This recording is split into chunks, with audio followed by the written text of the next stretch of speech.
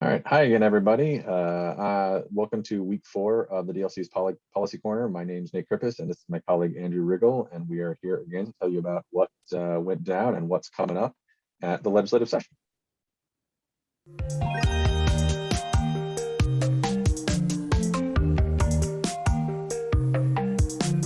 First thing that went down this week was social services appropriations prioritized their list. We started the week off with some good news.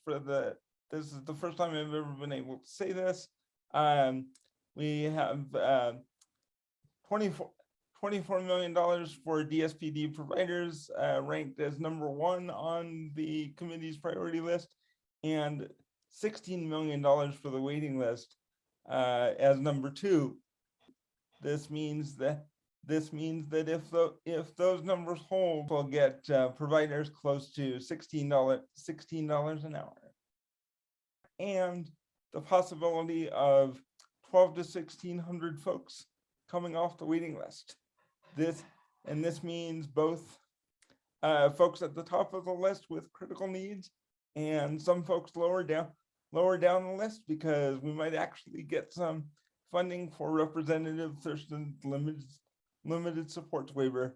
So once again, well done, everybody. Keep it up with executive appropriations. Speaking of executive appropriations, we are still pushing for a cost of service and service array study. So we to go along with and make sure that all of the money going to providers and the waiting list goes as far as it possibly can. We need everybody's help with EAC to make sure that the $400,000 for that makes it into the final budget. In addition to that, we will be sending EAC a letter with some other issues that we would like them to pay attention to, and we encourage you to send your own, and we will be making our letter public, so you can use that as a template if you would like. But all in all, pretty solid news for the week, folks.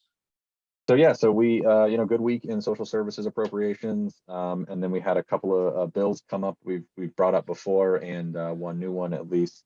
So HB 213, the disabled parking amendments we brought up last week, that actually got to the floor, and it was held, but then we have been in communication with the sponsor, and there is now a second substitute that in our view actually would potentially increase the number of van accessible spaces, and there would no longer be any penalty, nor would anyone be prohibited from parking in any spaces.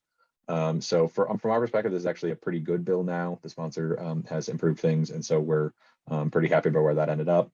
One other bill to note, Representative Ellison has been working on a bill the last couple of years, voter signature verification amendments.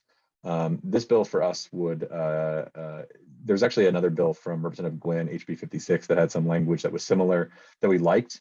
We were able to get Representative Ellison to use some of that language to ensure essentially that when a voter with a disability, if their signature doesn't match because of the disability, they basically now have a process to work with their county clerks to be provided an accommodation that they, accommodation they probably could have had anyway.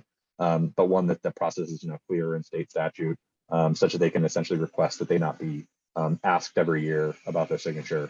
So we think this is a good bill, and we are happy it got through committee this week. Another bill that's voting related, we want to highlight HB 313 from Representative Hawkins.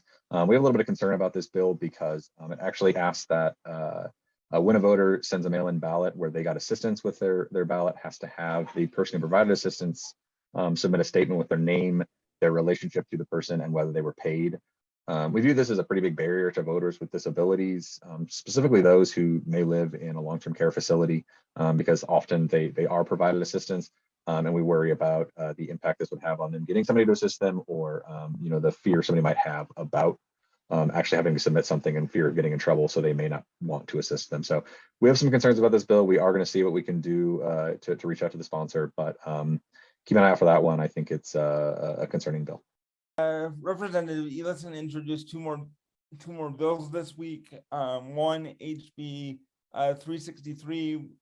We have concerns that it will cause that it will end up causing more people to be involuntarily committed, because it expands the definition of the criteria for involuntary commitment. So we will be keeping a close eye on that, and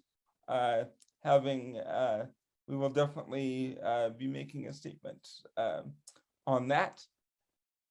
So Representative Elison's second bill this week is HJR 15, which basically turns the idea of employment first in DSPD on its head by focusing on individual choice instead of competitive and integrated employment. And so this is another one that we are concerned about, and will be working on comments for. So one other bill to highlight this week is SB 134. This bill looks at special education funding. It's a bill we saw last year, and we've actually taken a pretty long and hard look at this bill with a lot of our partners in the community, as well as experts and everything. Ultimately, we have decided we would support this bill. From our perspective, there are some barriers in the state to providing inclusion, specifically for students with intellectual and developmental disabilities. And while we don't think this bill is going to make every change that we'd like to see in this state, we do think it's a step toward inclusion. And so we are supporting this bill, and we look forward to seeing it move forward this session. Another bill in the education adjacent arena is HB 170, and it's a bill that would have given school districts the authority to tax residents for the specific purpose of providing more school resource officers.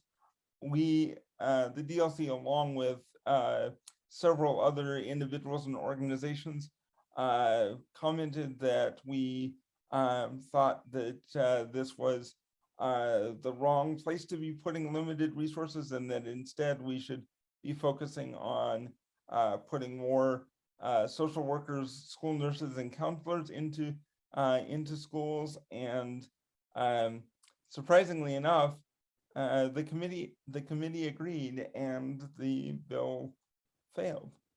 So a little bit of a silver lining to this week. Another piece of potentially good news is that Representative Abbott has introduced HB 320, Guardianship Bill of Rights. This is a pretty strong statement about that individuals under a guardianship still have rights, and should still have the ability to make as many choices and decisions for themselves as they possibly can.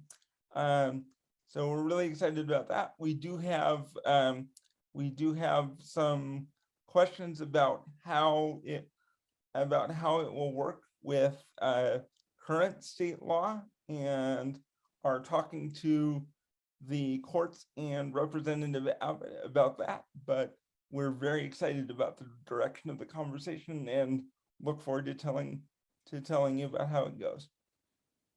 I don't know about you, Andrew, that felt like a lot this week, not just for this video, but for the entire session. So I hope everyone feels like they are updated on as much as we can give them. It As was a always, lot, Nate, and enjoy editing it all. yes, I will enjoy that. Well, as always, a reminder, please, if you want to see what bills we're watching and what our position is and why, as well as what we're looking at with the budget, and what's going on with meetings in the calendar, check out our website, disabilitylawcenter.org/public-policy, for all of those updates. And as always, thank you so much for watching, and we will see you next week. Ciao.